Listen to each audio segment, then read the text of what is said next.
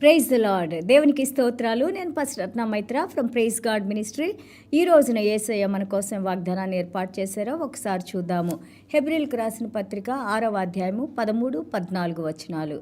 దేవుడు అబ్రహామునకు వాగ్దానం చేసినప్పుడు తనకంటే ఏ గొప్పవాని తోడు అని ప్రమాణం చేయకపోయాను కనుక తన తోడని ప్రమాణం చేసి నిశ్చయంగా నేను నిన్ను ఆశీర్వదింతును, నిశ్చయంగా నిన్ను విస్తరింపజేతునని చెప్పెను. Hebrews chapter 6 verses 13 and 14. For when God made a promise to Abraham, because he could swear by no one greater, he swore by himself, saying, Surely blessing I will bless you and multiplying I will multiply you. దేవునికి స్తోత్రాలు. దేవుని కంటే గొప్పవారు, దేవుని కంటే పూజనీయులు, దేవుని కంటే బలవంతులు ఎవ్వరూ ఈ యొక్క యూనివర్స్లో కానీ పరలోక రాజ్యంలో కానీ ఎక్కడ కానీ లేరు. ఎందుకంటే మనకు తెలుసు దేవుడు సర్వశక్తి కలిగిన దేవుడు. ఆయన దేవుడు కనుకనే ఆయన సృష్టి అయిన మనము ఆయన దేవుడని మనం పూజిస్తూ ఉన్నాం కదా. అంతకంటే గొప్పవారు లేరని అబ్రహాం గారితో నిబంధన చేసుకున్నప్పుడు, ఇదిగో నువ్వు నన్ను వెంబడిస్తే నిన్ను నేను ఆశీర్వదించి నీ ద్వారా ఈ సకల ప్రపంచాన్ని ఆశీర్వదిస్తానని వాగ్దానం చేసిన దేవుడు ఈ రోజున ఆయనతో ఏ విధంగా నిబంధన చేసుకున్నారంటే, ఎప్పుడైనా నిబంధనలో వాళ్ళకంటే పెద్దవాళ్ళ మాటల మీద ఆ ష్యూరిటీ ఇచ్చి మాట్లాడతారు. అదే నిబంధన. దేవుడే ఆ నిబంధనలో ఇనిషియేట్ చేసింది, ప్రారంభించింది దేవుడే, పిలుచుకుంది దేవుడే, మాట్లాడింది దేవుడే, ఈ నిబంధనలో పిలిపించుకుంటుంది దేవుడే, తనని ఆశీర్వదిస్తానని వాగ్దానం చేసింది దేవుడే.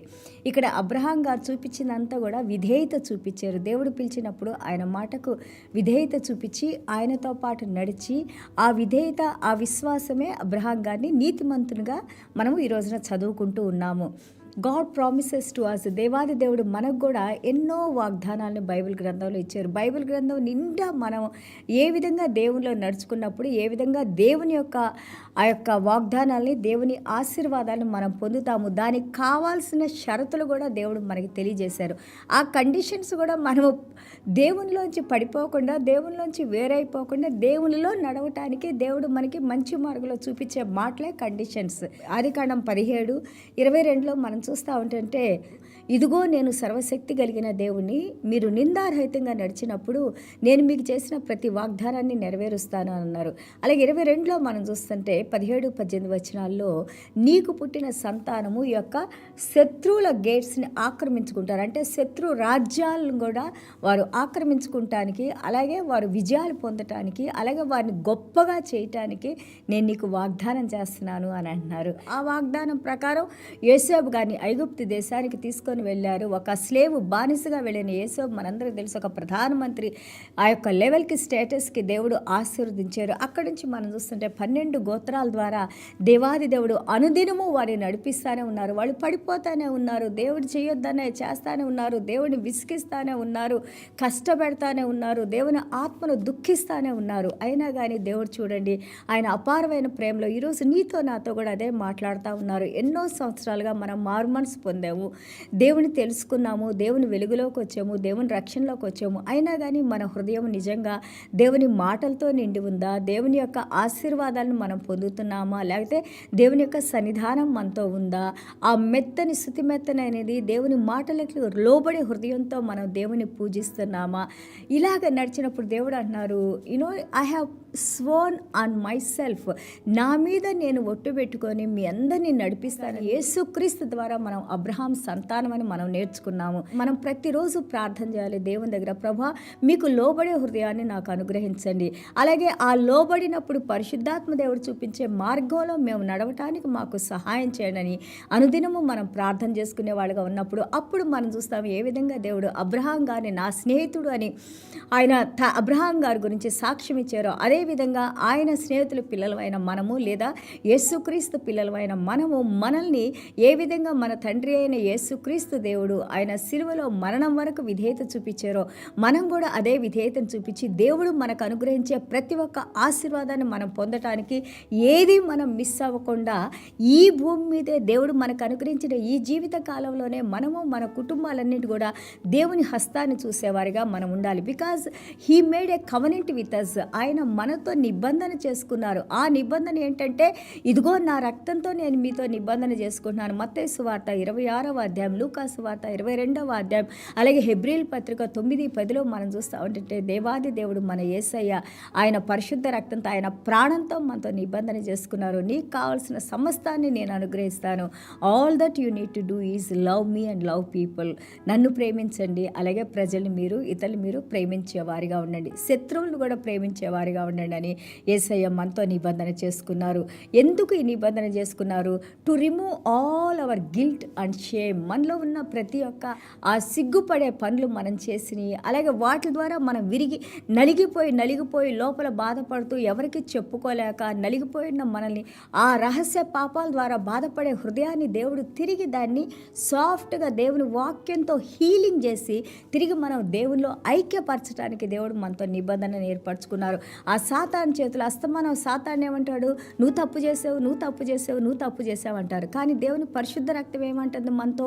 దేవుని పరిశుద్ధ రక్తం మన ఆ తప్పును కడిగివేసినప్పుడు తీసివేసినప్పుడు దేవుడు అంటున్నారు, నువ్వు పరిశుద్ధురాలువు, నువ్వు నీతిమంతురాలువు, నువ్వు పవిత్రురాలువి, నువ్వు నాతో నడుస్తున్నావు, నా కుమార్తెవి, నా రాజ్య వారసురాలు అని దేవుడు అంటా ఉన్నారు. కాబట్టి to take away all over that guilty consciousness, నేను తప్పు చేసిననే భావాన్ని దేవుడు తీసివేసి మనలో ఏ తప్పు లేదని పరిశుద్ధాత్మ దేవుడు మనకి సాక్షిగా నిలబడతారు. And also he causes us that we belongs to him and he belongs to us. ఈ నిబంధన ద్వారా మనము దేవుని బిడ్డలుగా, దేవుడు మన దేవుడుగా దేవుడు మనతో ఒప్పందం చేసుకుంటారు. సో ఆయన బిడ్డలుగా తల్లిదండ్రులు ఏ విధంగా బిడ్డల బాధ్యత కలిగి ఉన్నారు, అంతకంటే గొప్పగా దేవాది దేవుడు మన బాధ్యత నెరవేరుస్తూ మనకు కావాల్సిన సమస్తాన్ని అనుగ్రహిస్తూ నడిపిస్తారు. ఇవన్నీ కూడా నిబంధనలో మనకున్న ఆశీర్వాదాలు. ఆ రోజు కేవలం అబ్రహాం గారికే కాదు, ఈ రోజున నిన్ను నన్ను కూడా దేవుడు ఆ నిబంధనలు నడిపిస్తూ ఉన్నారు. అలాగే bring all the bondages to him. ఏదైతే మిమ్మల్ని నిద్రపోకుండా చేస్తుందో, ఏదైతే మిమ్మల్ని బరువుతో బాధ పెడుతూ ఉందో అవన్నీ నా మీద వేసేసేయండి. మీ యొక్క శరీరాన్ని, మీ హృదయాన్ని తేలికపరచుకోండి. నా పరిశుద్ధ రక్తం మాత్రమే మీకు ఆ తేలికదనాన్ని, ఆ రెస్ట్నిచ్చేదని ఇక్కడ యేసయ్య చెప్తా ఉన్నారు. Because God is a righteous God. Righteous God అంటే ఏంటి? నీతి కలిగిన దేవుడు అంటే ఏంటి? మనం ఎప్పుడు దేవుడి నీతి మనకు కప్పారు అంటాం. వాట్ ఈజ్ దేవుడి నీతి కప్పడం అంటే?